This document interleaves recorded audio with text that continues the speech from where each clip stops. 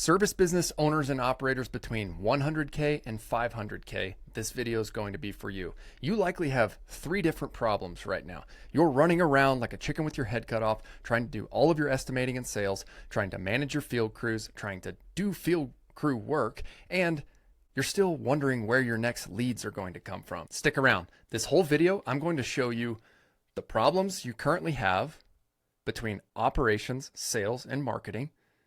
And I'm going to show you how to actionably list them out in order of highest priority to lowest priority and how you should tackle approaching them. Who am I? My name is Austin Gray. I'm the founder of Bear Claw Land Services. We've built a 7-figure land service business in Colorado. I'm also the host of the Owner Ops podcast, where I get to bring on other service-based business owners every single week and interview them about how they're growing their business. Now, I get to interview people who are way smarter than I am.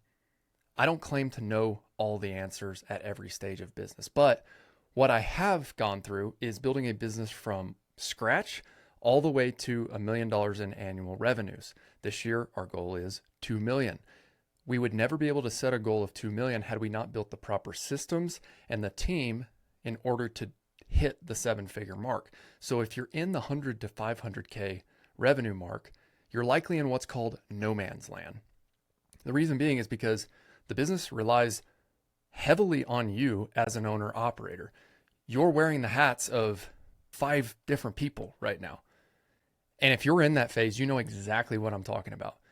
Your day is heavily reactive. You wake up, you go and you do the next most important thing. You're meeting with your field crews first thing in the morning. You're likely going to the job site because you don't have a shop or a yard yet. And if you do have a shop or a yard, you're meeting them there.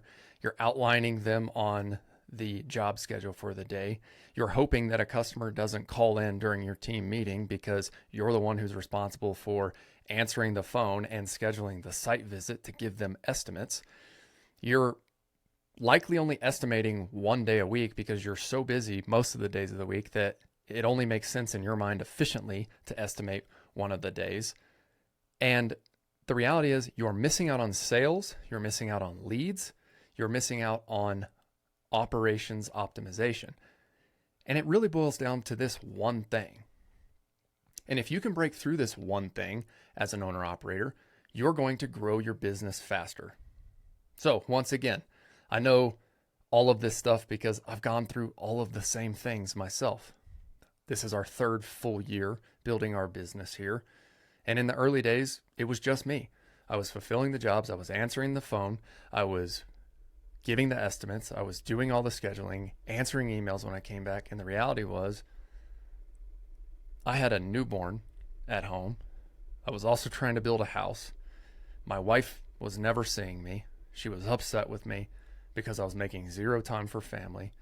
And I realized that if I wanted to spend time with my kids and if I wanted to be a part of their early stage life, I needed to change. If you're there, watch this whole video because I've got a way to break this down and a way to prioritize the tasks in order from most important all the way down to least important. I'm going to make it all make sense as to where you should be focusing your time. So right now,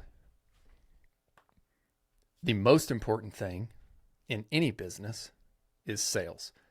Sales drives the business.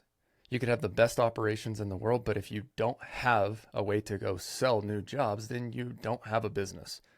And you can argue with me on that if you want, but the reality is if somebody in the business does not go sell a job, then there is no business. You can optimize and make everything efficient. You can organize your shelves in your yard or your shop, and like all that's pointless unless you have sales.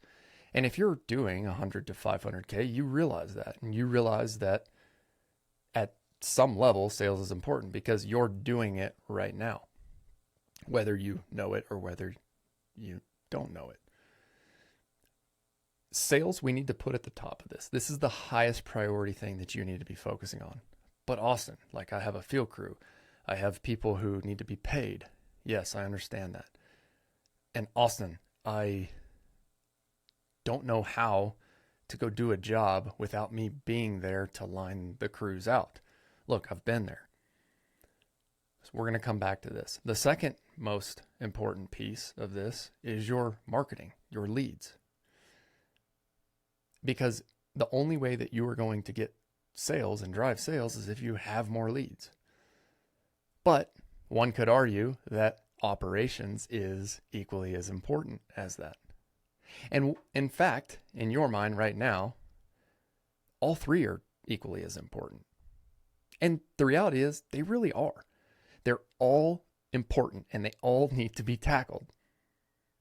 But we're going to break it down. The reason why I'm telling you sales is the most important thing is because we have to back into this equation. In order to get more sales, you need more leads. But in order to get more leads, you need to be able to focus time on marketing and crafting ads and figuring out how to go deliver flyers and figuring out where your next jobs are coming from. But if you don't have time to allocate to that, then how are you going to get leads? So this brings us back full circle to this operational death wheel. You continue to show up to the field every single day because it's easy. It's what you know how to do. In your mind, you are the only person who knows how to do the job the best. And in your mind, nobody else can do that. So we have to start here. You right now have a false belief that you are the best fit for everything in your business. And what needs to be addressed right now, if you want to grow, is that you are not the best fit in every phase. There are people who are better than you at the field roles. There are people who are better than you at the sales, and there are people who are better than you at the marketing. If you want to grow your business, your job as an owner is to go build the team. All right. So here's how we're going to start. First off, I want you to identify where you want to be when you're at retirement age. Okay. There's really two options. And if you choose option one, which is staying in the field and doing all the field work and answering the phone while you're operating equipment, you're going to end up like Stan.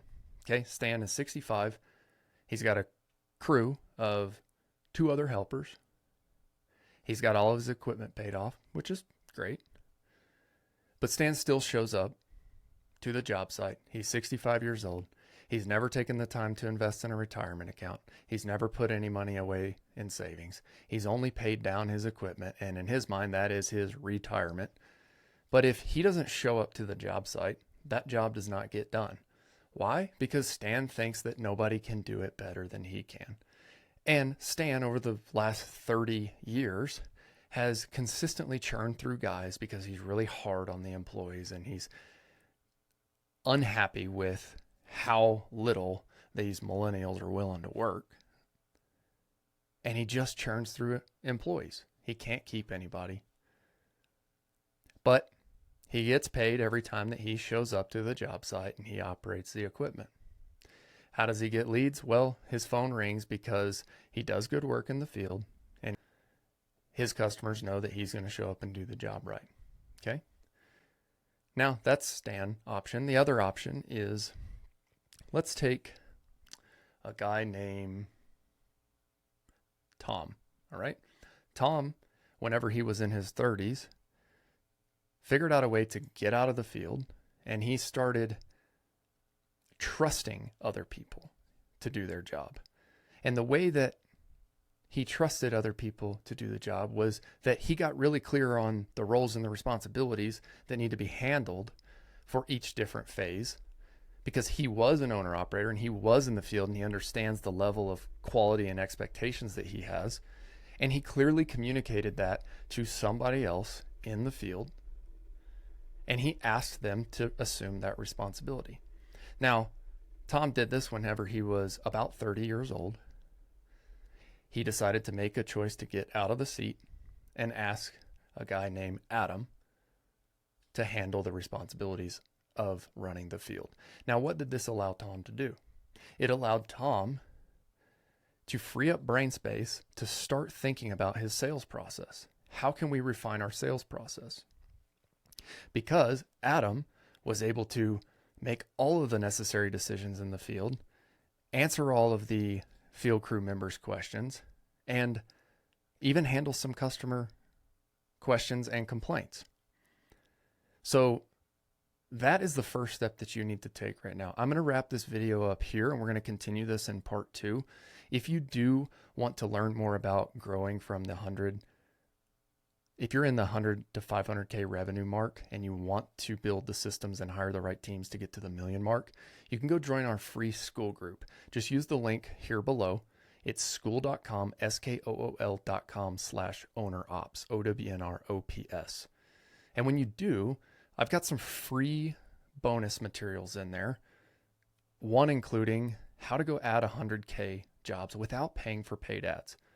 So when we talk about the leads equation, once you're able to delegate, like Tom did, to a field crew leader, you now start focusing on sales and marketing. And the next thing we need to address are your leads. Where are we going to get leads from?